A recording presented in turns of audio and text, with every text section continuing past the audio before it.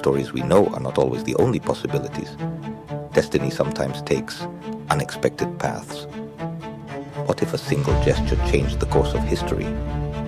If a different choice rewrote the legend? Prepare to discover parallel universes where the impossible becomes reality. Welcome to What If?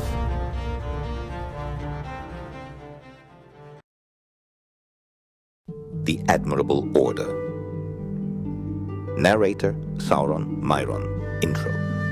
We all know the story. Melkor, the first Dark Lord, wanted to watch the world burn, and Sauron was merely his servant. But what if that had changed? What if the most brilliant, cold, and calculating mind in Arda had decided that his master's chaos was simply inefficient? Today, we enter a terrifying reality, a world where Sauron does not seek destruction, but total control. Welcome to the history of the Perfect Order, Act 1, The Grand Design. Silence. That was the first thing I noticed. In Angband, there is never silence.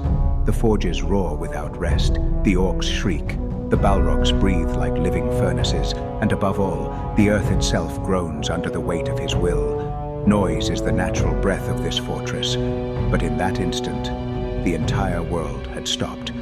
I walked among the basalt columns without haste. My steps made no sound. I am not like them. I do not need to strike the ground to force the world to notice me. I am Myron, the Admirable. And what I saw before the Black Throne was not a god, nor a king, nor even a warrior. I saw waste. Melkor, Morgoth, as the Elder call him, trembling, was leaning over his throne as if at last the weight of everything he had stolen had collapsed upon his shoulders. The iron crown bit into his forehead. The skin touching the Silmarils was blackened, cracked, and dark blood trickled down his cheeks.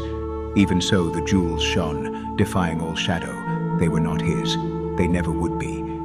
And yet, the creature he was, the Vala whose arrogance had unleashed wars even before the sun, was there, hunched, defeated, broken by something he had never foreseen. The daughter of Melian, a mongrel of Maya and Eldar lineage, the fruit of a union impossible even for our kind, and yet capable of bringing down the dark enemy in his own hall. The fact that she carried part of my own race in her blood made the wound even more bitter. For Eris, I served him. The wise will say it was out of fear or pure malice. How little they understand. I served Melkor because he seemed the only one capable of breaking the stasis of creation. I wanted order, structure, a world where every creature was a gear, where every force had a limit and a purpose, where nothing, absolutely nothing, was wasted. I thought Melkor was the hammer with which to forge that immense mechanism, the grand design I yearned to impose upon Arda. But look at him now. His spirit was still there, vibrating like a contained storm, but his incarnate form was bowing, overcome by exhaustion and by a light he could not master. He had poured himself into everything, into mountains, monsters, slaves, shadows, everything except himself. Melkor no longer sought an end goal. He had become addicted to the very act of breaking. Like a petulant child crushing toys he does not understand, he darkened the light out of spite, deformed creatures out of malice, ruined structures without stopping to understand their purpose. What is the use of being king of a world of ashes if you burn it all? What is left to command? There is no tribute, there is no industry, there is no perfection, only smoke, only noise. The dragging of a whip broke the silence. Gothmog approached, still dazed by Luthien's spell. The intruders have fled, he growled. They have stolen a jewel. We must call the master. We must launch the hosts. I raised a hand. No, I said, not now. The Balrog hesitated. Watching him hesitate is always instructive. Will you disobey his wrath? He asked. He always wants wrath, I replied. But look around you. Do you call this victory? I pointed to the shattered hall. For centuries he has thrown his strength against Beleriand. He has broken kingdoms, yes. He has sown terror, yes. And yet, a song has brought him down in his own hall. Is this the work of a master of the world, or the delirium of a storm without purpose? Gothmog fell silent. "We do not need more fury," I sentenced. "We need order." And I gave the first command that was not born of Melkor, but of me. "Let no host march south. Spies, not armies. Recount the weapons. Repair the walls. Let every creature breathe only to work. The master rests. We shall keep watch." Melkor did not respond. Or perhaps he did, but he did not care. His spirit was far away, sunk in hatreds too ancient to serve any practical purpose. I bowed my head before his shadow, not out of devotion, but out of respect for my own design. "Sleep," I thought. "Break while you still can. When they bring you down, someone will have to govern over the wreckage, and I was already calculating how." Act 2. The Diplomacy of the Wolf. Chaos is easy. Anyone can set a forest on fire. A fool with a torch suffices. But to channel the fire to forge steel, to temper swords, and to feed eternal furnaces, that demands intellect. That demands will. Years passed since Luthien. Melkor locked himself deeper in his own abyss, dreaming of endless ruins. Meanwhile, I tuned Angband. Useless orcs disappeared. Cruel captains without discipline were eliminated. The slaves received just enough not to die before serving. Shifts were organized. Punishments became predictable. It was order, never mercy. Outside, Madros wove the Union. Divided elves, men of conflicting lineages, Easterlings already tempted by my words. Melkor would have responded with dragons. I responded with a table. When the hosts of the Union arrived at Anfaglith, they found something impossible. A tent of insulting whiteness upon the ash, a table of pristine obsidian that not even the dust dared to touch, and me, sitting before it. I took the noble form I had used in the House of Ola. It unsettled them more than any monster could. Fingon shouted, "Where is Morgoth the coward? Bring him out." "The dark enemy is where he always is," I replied. "I am merely his servant, the most faithful." Medros stepped forward. His only arm trembled like red-hot iron.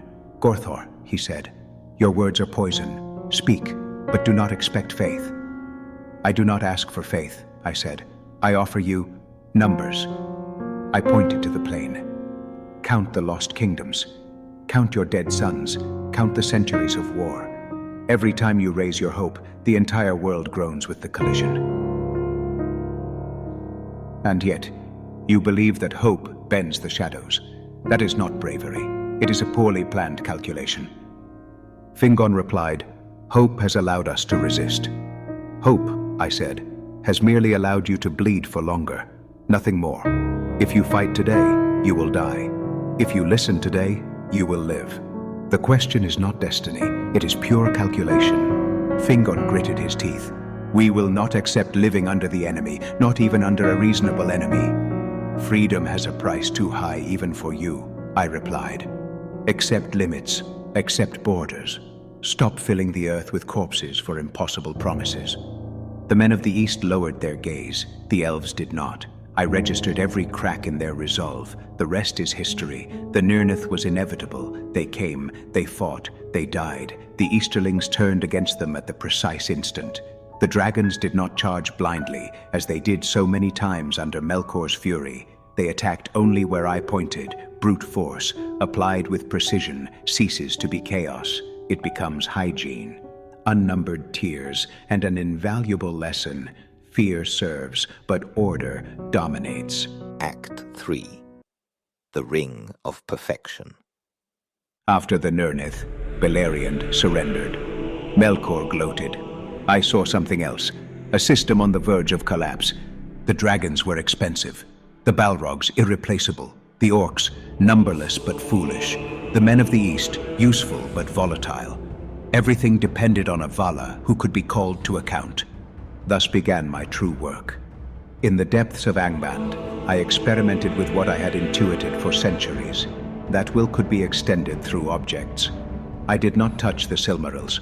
I am not so reckless. I worked with gold, iron, fire, and tiny fragments of myself. I forged crude rings, bracelets, necklaces. I poured threads of dominion into them. They were not true instruments of power. They were drafts, sketches. Celebrimbor would one day complete what I had merely outlined. Then came the War of Wrath. Eönwë descended with a light that made even my memory of the music tremble. Dragons slain, Balrogs destroyed, Angband cracked open like a rotten furnace. My prototypes disappeared under lava and rock. My design sank with them.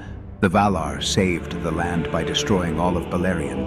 Melkor was ripped from the world, and I had to decide. I approached Eönwë. I offered repentance, incomplete. He offered judgment in Aman. I refused. I had seen their work, brute force, cataclysms, hammer solutions. I understood something essential. As long as power resided in visible fortresses, there would always be someone willing to destroy them all to correct the world. I disappeared. I observed. I waited. I saw the Númenóreans raise empires. I saw the elves of Eregion embrace craftsmanship. I saw that without Melkor, the world needed an architect. I revealed myself as Anatar, the Lord of Gifts. In Eregion, I taught what I had learned. Celebrimbor was brilliant, too brilliant. The three were forged by him alone, without my hand, but with my seeds. Then I went to Orodruin, and there I concluded the design. A single ring, no crown, no fortress, no throne. A circle of gold, small, discreet, perfect. I poured my entire will into it. My desire for order, my loathing of waste, my purpose that all other wills fit into mine like pieces of my design. When I put it on, the texture of the world changed. The 9 were already mine. The 7 marked by gold. The 3 resisted, but they did not escape my shadow. I no longer had Angband. I had no dragons. I had no Vala above me. I had the center of the world in my hand. Melkor wanted to destroy the world and rule among ruins. I want it to function. It will function according to my will, without free will, without chance, where the music holds no dissonances. I am Mairon the Admirable, the Lord of Gifts, the Lord of the Rings, and where the hammer failed, I will triumph with the perfect circle.